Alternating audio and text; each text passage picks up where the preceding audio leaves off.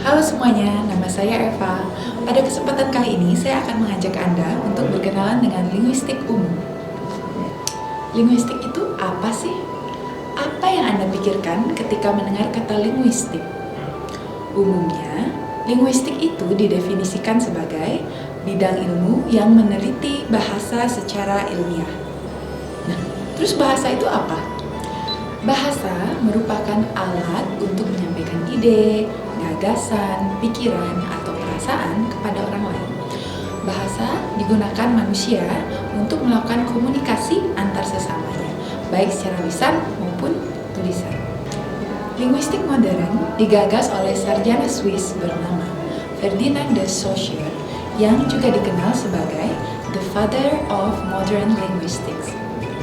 Pada bukunya yang terbit pada tahun 1916, de Saussure membedakan language, lang, dan parole. Oke, kita bahas satu-satu ya. Language adalah bahasa manusia pada umumnya. Lang adalah bahasa masyarakat tertentu, misalnya bahasa Bali, bahasa Indonesia, bahasa Inggris, dan lain-lain.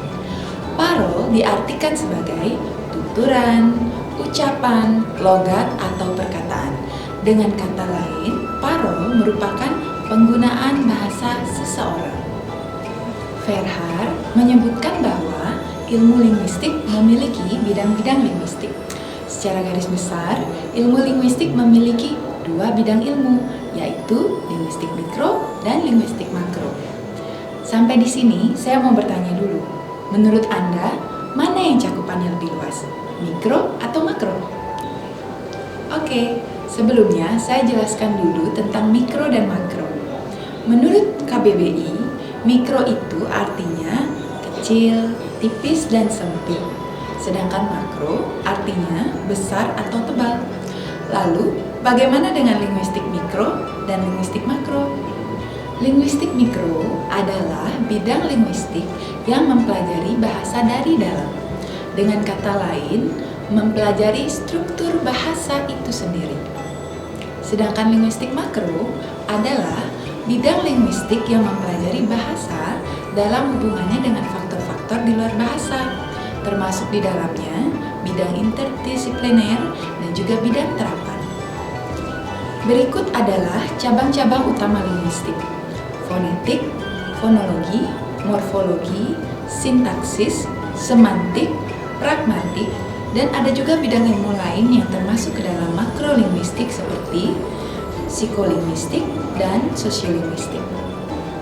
Fonetik adalah cabang ilmu linguistik yang meneliti dasar fisik bunyi-bunyi bahasa.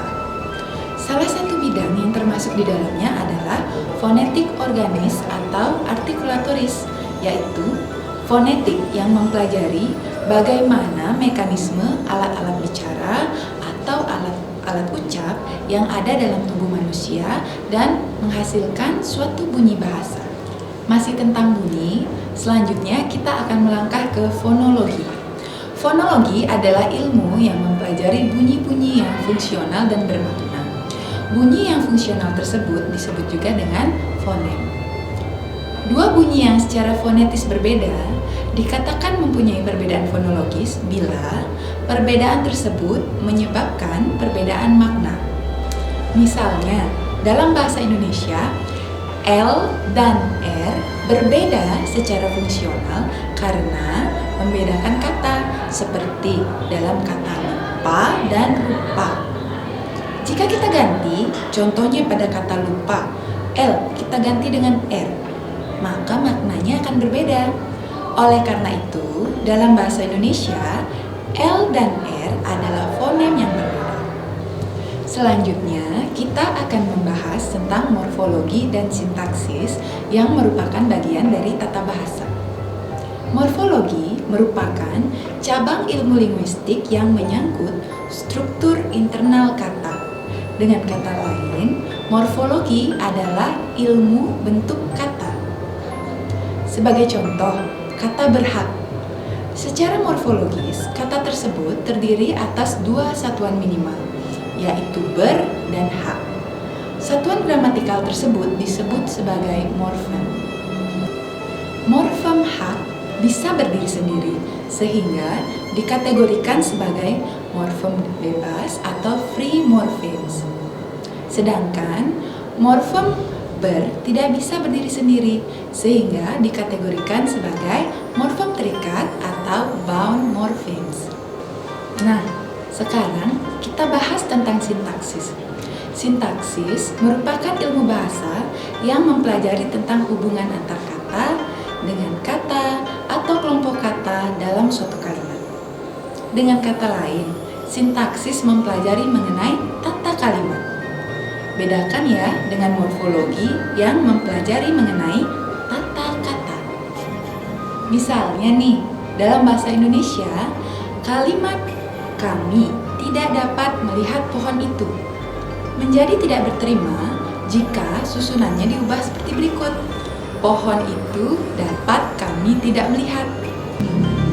Selanjutnya, kita akan membahas cabang-cabang linguistik yang berkaitan dengan makna, yaitu semantik dan pragmatik. Semantik merupakan cabang ilmu linguistik yang meneliti arti atau makna yang bebas konteks atau makna harfiah. Lalu, apa bedanya dengan pragmatik? Kalau tadi dikatakan bahwa semantik meneliti makna yang bebas konteks, maka pragmatik adalah ilmu yang mengkaji makna bahasa dihubungkan dengan konteks, yaitu situasi dan kondisi pada saat bahasa tersebut digunakan. Untuk lebih jelasnya, ayo kita lihat contoh berikut. Ketika melihat sebuah rumah yang megah dan indah, ayah berkata, "Rumah itu bagus sekali." Bandingkan dengan contoh berikut. Ayah bertanya, "Rudi, berapa nilai ulanganmu?" Rudi menjawab, 25 ya. Ayah lalu berkata, "Bagus, besok-besok tidak usah belajar." Anda bisa memahami perbedaan makna kata bagus pada dua contoh tersebut kan? Linguistik memberi manfaat langsung kepada mereka yang berkecimpung dalam kegiatan yang berhubungan dengan bahasa, seperti linguis itu sendiri, pengajar bahasa, penerjemah, penyusun buku pelajaran, penyusun kamus, dan sebagainya. Jadi jelas ya, sebagai pengajar bahasa asing, kita perlu belajar linguistik, sehingga kita mampu memahami kaidah bahasa dengan lebih baik dan juga memahami bagaimana seharusnya bahasa tersebut digunakan. Oke, demikian materi yang bisa saya sampaikan mengenai pengantar linguistik umum. Sebagai pengajar sekaligus pembelajar bahasa asing, saya akan menutup video ini dengan quotes berikut.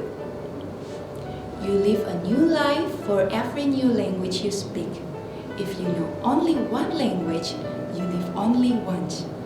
Terima kasih telah menonton video ini, semoga bermanfaat.